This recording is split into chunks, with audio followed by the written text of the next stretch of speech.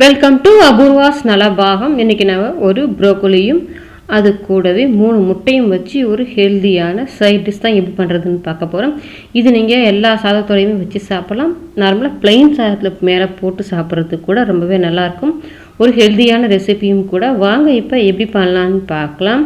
First நம்ம ப்ரோக்கோலியில் cauliflower மாதிரி தான் நமக்கு சின்ன சின்ன பூச்சி புழுக்கள்லாம் இருக்கும். அதை போக்குறதுக்காக கொஞ்சம் சின்ன சின்னதாக கட் பண்ணிவிட்டு நல்லா கொதிக்கிற தண்ணியில் கொஞ்சமாக உப்பு போட்டு நல்லா ஊற வச்சு அலசி எடுத்துக்கிறது நல்லது. நமக்கு அந்த பூச்சி புழுவெல்லாம் இருக்காது.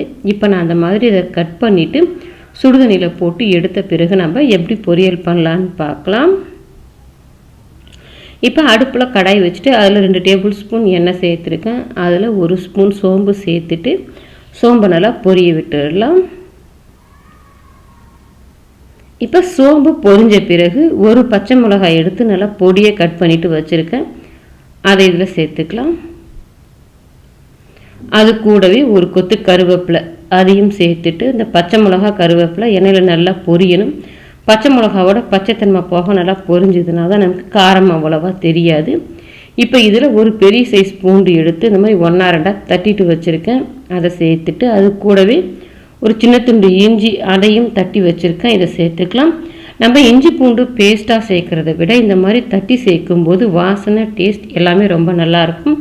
இப்போ இந்த இஞ்சி பூண்டோட பச்சை வாசனை போக நல்லா இதை வதக்கி விட்டுக்கோங்க. இப்போ இஞ்சி பூண்டோட பச்சை வாசனை எல்லாம் நல்லா போயிடுச்சு. இப்போ இதில் 2 மீடியம் சைஸ் வெங்காயம் நல்லா பொடியை கட் பண்ணிவிட்டு வச்சுருக்கிறேன். அந்த வெங்காயத்தை சேர்த்துட்டு வெங்காயம் கண்ணாடி பதத்துக்கு வர்ற வரைக்கும் வதக்கிக்கலாம். ரொம்ப நேரம் மாறி வதங்கி வரணும்னு அவசியம் இல்லை. கண்ணாடி பதத்துக்கு வதங்கி வந்துச்சுனாலே போதும். இப்போ வெங்காயம் பார்த்தீங்கன்னா கண்ணாடி பதத்துக்கு நல்லாவே வதங்கி வந்துடுச்சு. இப்போ வெங்காயம் வதங்கி வந்த பிறகு இதில் நம்ம ஏற்கனவே ப்ரோக்கோலியை பார்த்தீங்கன்னா இந்த சைஸில் நான் கட் பண்ணிவிட்டு சுடுதண்ணியில் போட்டு எடுத்து வச்சுருக்கேன். நல்லா கழுவிட்டு அதை சேர்த்துக்கலாம்.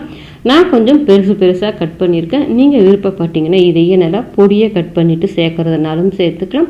பொடியை கட் பண்ணிவிட்டு சேர்க்கும்போது முட்டையோடு சேர்ந்து நல்லாவே இருக்கும். நான் கொஞ்சம் பெருசாக தான் கட் பண்ணியிருக்கேன். இப்போ இந்த ப்ரோக்கோலியை இதில் சேர்த்துட்டு அந்த வெங்காயத்தோடு சேர்த்து ஒரு 5 நிமிஷத்துக்கு நல்லா வதக்கி விடுங்க. கொஞ்சம் லேசாக நிறம் மாறி வரும், அது வரைக்கும் வதக்கி விட்டுடலாம். இப்போ பார்த்தீங்கன்னா ஒரு 5 நிமிஷமாக நான் நல்லாவே வதக்கி விட்டுட்டேன். இப்போ இதை வதக்கி விட்ட பிறகு இதுக்கு தேவையான மசாலா சேர்த்துக்கலாம். நம்ம ஏற்கனவே ஒரு பச்சை மிளகா பொடியை கட் பண்ணியிருக்கோம். அதனால் 1 டீஸ்பூன் மட்டும் இதுக்கு நான் காரத்துக்கு தனி மிளகாத்தூள் சேர்த்துருக்கேன். நீங்கள் மிளகாத்தூள் சேர்க்கும்போது உங்கள் காரத்துக்கு தகுந்த மாதிரி சேர்த்துட்டு அது கூட ஒரு 1/4 ஸ்பூன் அளவுக்கு மஞ்சத்தூள், இந்த முட்டை பொரியலுக்கு தேவையான அளவுக்கு உப்பையும் சேர்த்துட்டு அடுப்பை சிம்மில் வச்சுக்கோங்க. சிம்மில் வச்சுட்டு இந்த மிளகாத்தூள் மஞ்சத்தூளோட பச்சை வாசனை போக நல்லா கலந்து விட்டுக்கோங்க. நம்ம ஹை ஃப்ளேமில் வச்சோம்னாக்கா கரிஞ்சு போன மாதிரி ஆகிடும், டேஸ்ட்டும் மாறிடும். அதனால் சிம்மில் வச்சுட்டு இந்த மிளகாத்தூள் மஞ்சத்தூள் எல்லாத்தோட பச்சை வாசனை நல்லா போன பிறகு இதில் பார்த்தா நமக்கு தண்ணி அதிகம் சேர்த்து வேக வைக்கணும்னு அவசியம் இல்லை. ஒரு 1/4 டம்ளர் அளவுக்கு மட்டும் தண்ணி சேர்த்திங்கனாலே போதும். வெங்காயம் நல்லா வதங்கிடுச்சு. நம்ம அந்த ப்ரோக்கோலியும் பார்த்திங்கன்னா சுடுதண்ணியில் போட்டு எடுத்துருக்கிறதால ஒரு 1/4 டம்ளர் அளவுக்கு மட்டும் குறைவாக தண்ணி சேர்த்து மூடி வச்சுட்டு நம்ம வேக வச்சோம்னா நல்லாவே வெந்து வந்துடும். இப்போ இதெல்லாத்தையும் ஒன்றா சேர்த்து நல்லா கலந்து விட்டுட்டு இப்போ நான் ஒரு மூடி போட்டு மூடி விட்டுடுறேன். மூடி வச்சுருந்தாலும் நம்ம அப்படியே விட்டுடக்கூடாது.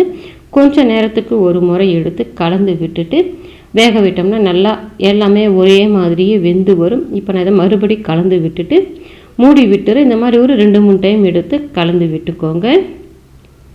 இப்போ பார்த்தீங்கன்னா இந்த ப்ரோக்கோலி ஃபுல்லாகவே நல்லா தண்ணியெல்லாம் வற்றிட்டு நல்லாவே வெந்து வந்துருச்சு. உங்களுக்கு பார்க்கும்போது தெரியல உதிர்வாக வெந்து வந்திருக்கு பாருங்கள். தண்ணி எல்லாமே நல்லா வற்றிடுச்சு. இப்போ இந்த அளவுக்கு நல்லா காய் வெந்துட்டு வந்த பிறகு இதில் நம்ம முட்டை சேர்க்கணும். இப்போ முட்டை நம்ம வறுத்துக்கிறதுக்காக இந்த காய்கறி எல்லாத்தையும் இப்படி கொஞ்சம் ஓரமாக தள்ளி விட்டுட்டு அந்த முட்டை உடச்சி ஊற்றுறதுக்கு இடம் பண்ணி வச்சுட்டு அதில் கொஞ்சமாக 1 டேபிள் ஸ்பூன் அளவுக்கு எண்ணெய் சேர்த்துக்கோங்க. இப்போ அந்த எண்ணெயை சேர்த்துட்டு இதில் நான் 3 முட்டையை உடச்சிட்டு சேர்த்துக்கிறேன். நீங்கள் முட்டை கொஞ்சம் உங்களுக்கு பொரியல் அதிகமாக தேவைன்னு நினச்சிங்கன்னா 4 இல்லை 5 முட்டை கூட சேர்த்துக்கலாம். நான் இன்றைக்கி 3 முட்டையை இதில் உடச்சிட்டு சேர்த்துக்கிறேன். இப்போ இந்த முட்டையை சேர்த்துட்டு நம்ம ஏற்கனவே காய்கறிகளுக்கு எல்லாத்துக்கும் உப்பு சேர்த்துருக்கோம். இந்த முட்டைக்கு மட்டும் ஒரு சிட்டிக்கு கொஞ்சமாக உப்பு சேர்த்துட்டு அந்த முட்டையை நம்ம லைட்டாக வேக விட்டுக்கலாம். நீங்கள் இதில் மிளகுத்தூள் சேர்க்குறதுனா கூட நீங்கள் இப்போ சேர்த்துக்கலாம். நான் மிளகுத்தூள்லாம் சேர்க்கல, நீங்கள் விருப்பப்பட்டால் சேர்த்துக்கோங்க. இப்போ இதை பாதி அளவுக்கு நல்லா வெந்து வந்திருக்கு பாருங்கள் முட்டை. இந்த மாதிரி முட்டை பாதி அளவுக்கு வெந்து வந்த பிறகு இந்த காய்கறிகள் எல்லாத்தையும் ஒன்றா சேர்த்து கலந்து விட்டு வேக விட்டுக்கோங்க.